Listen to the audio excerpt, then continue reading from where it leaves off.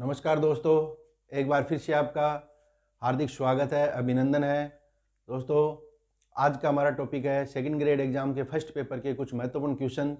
दोस्तों, ये क्वेश्चन है बहुत इंपॉर्टेंट है, तो जिनको ज़रूर पढ़ना, हो सकता है एग्जाम में से कुछ क्वेश्चन आ जाए। तो दोस्तों शुरू करते हैं। पहला क्वेश्चन हमारा, दशरथ शर्मा ने हड़प्पा सभ्यता की यानी कि सिंधु सभ्यता की तीसरी राजधानी किसको बताया है? हड़प्पा सभ्यता की सिंधु सभ्यता की तीसरी राजधानी, तो तीसरी राजधानी बताया है कालीबंगा को। किसको? कालीबंगा को बताया। पहली राजधानी क्या है सिंधु सभ्यता की? हड़प्पा। और दूसरी राजधानी है मोहनजोदड़ो।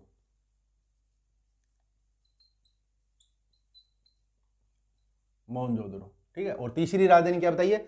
कालीबंगा को तीसरी राजधानी बताइए। कालीबंगा दोस्तों हनुमानगढ़ में है, घग्गर नदी के किनारे है। ठीक है। अब दोस्तों अगला, कैबिनेट मिशन संविधान सभा का गठन। तो भारतीय जो संविधान सभा का जो गठन होता है वो किस योजना के अंतर्गत होता है? ये क्वेश्चन कई बार आ चुका है कि भारतीय संविधान सभा का गठन किस योजना के अंतर्गत हुआ है।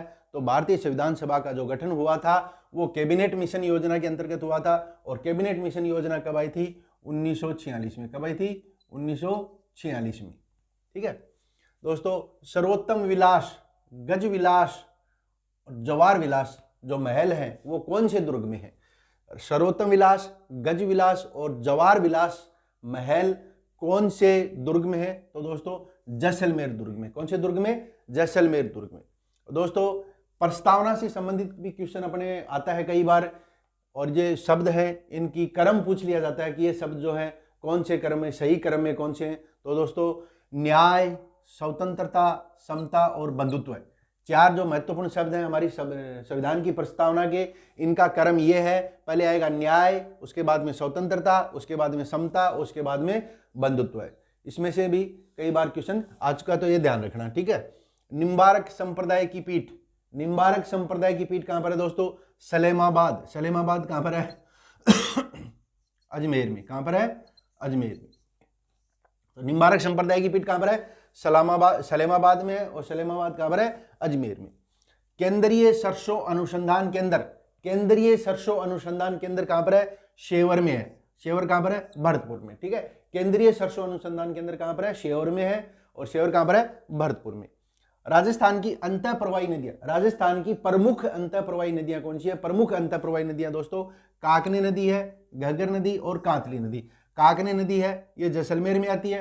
घग्गर नदी है जो हिमाचल की शिवालिक पहाड़ियों से निकलती है और हनुमानगढ़ से बहती हुई जाती है। और कातली नदी है जो दोस्तों शेखावाटी की प्रसिद्ध नदी है, जो कि खंडेला की पहाड़ियों से निकलती है और चूरू के अंदर जाकर के मिट्टी में विलीन हो जाती है, रेत में विलीन हो जाती है कातली नदी। ठीक है दोस्तों, बकरी की प्रमुख नस्लें, बकरियों की प्रमुख नस्लें हैं बर्बरी, जमुनापरी और पर्वतसरी जो है बकरियों की प्रमुख नस्लें हैं। भेड़ की प्रमुख नस्लें दोस्तों राजस्थान में मगरा, चोकला, नाली और पुंगल, ये भेड़ की प्रमुख नस्लें हैं दोस्तों। रणथंबोर का अंतिम चौहान शासक कौन था? रणथंबोर का अंतिम चौहान शासक था दोस्तों हमीर देव चौहान। कौन था? हमीर देव चौहान। जमीन का जेवर और राती घाटी का किला, जमीन का जेवर और राती घाटी का किला किसको कहा जाता है दोस्तों?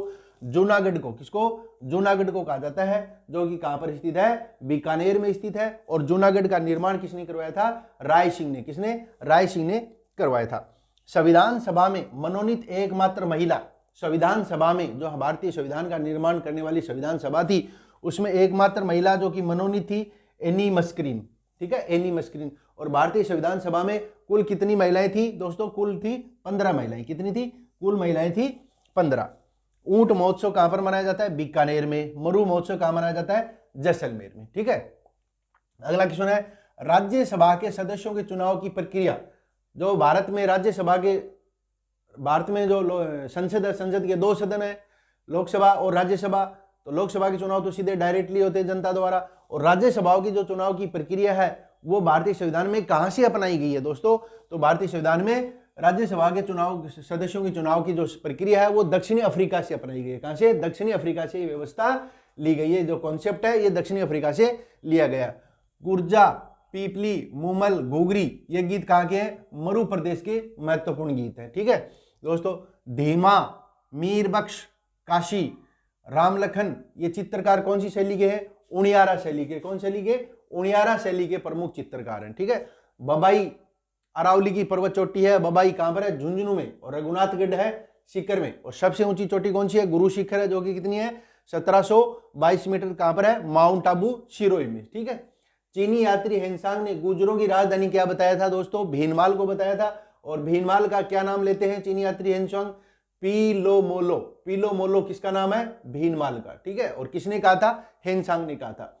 एशिया व उत्तरी अमेरिका को संयुक्त करने का जलडमरू मध्य या जल संधि कौन सी है? एशिया और उत्तरी अमेरिका को मिलाने वाली जल संधि कौन सी है दोस्तों?